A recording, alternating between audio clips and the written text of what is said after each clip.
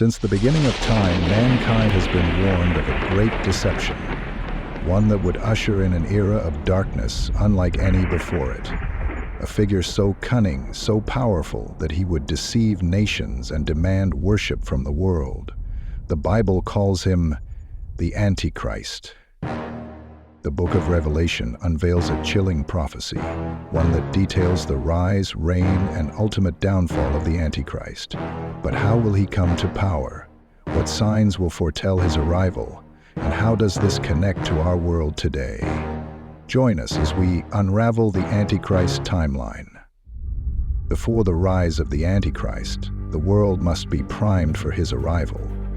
The Bible speaks of wars, rumors of wars, famines, earthquakes, and moral decay. Matthew 24. Jesus warns of these birth pains, a time of distress that will shake the foundations of civilization.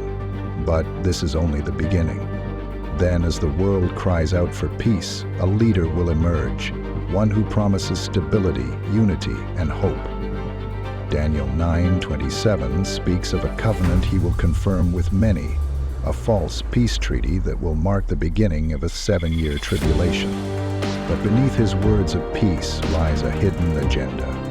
This is the man Paul describes in 2 Thessalonians 2 and 3 as the son of perdition, the one who will oppose and exalt himself above all that is called God. With the world in turmoil, the Antichrist will seize control.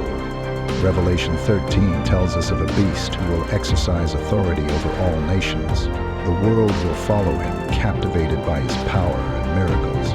But it is through control that he will secure his rule, requiring all to take his mark. Without this mark, no one will be able to buy or sell.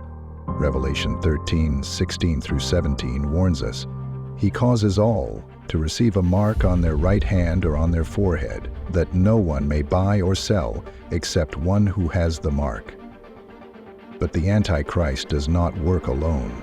A second beast arises, the false prophet. Revelation 13:11 through 15 describes him as a deceiver who will perform great signs, even making fire come down from heaven. His mission? To direct worship to the Antichrist.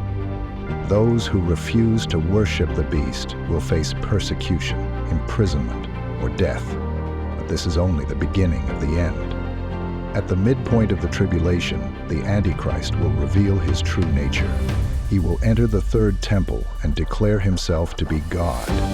This is the abomination of desolation, spoken of in Daniel 9:27 and confirmed by Jesus in Matthew 24:15. From this moment, the Great Tribulation begins, unlike any suffering the world has ever seen. Those who refuse the mark will be hunted, believers will be martyred, and God's wrath will begin to pour out upon the earth. The forces of the Antichrist will gather for one final battle, the Battle of Armageddon. Revelation 16:16 tells us of this coming war, where the nations will march against God's people. But just as all seems lost, the heavens will open. Revelation 19:11 through 16 describes the triumphant return of Christ, the King of Kings, who will defeat the Antichrist with the breath of his mouth. The beast and the false prophet will be cast into the lake of fire, and Satan will be bound for 1,000 years. The reign of darkness will end. The timeline of the Antichrist is one of deception, destruction, and ultimately, defeat. But in the face of this prophecy, there is hope.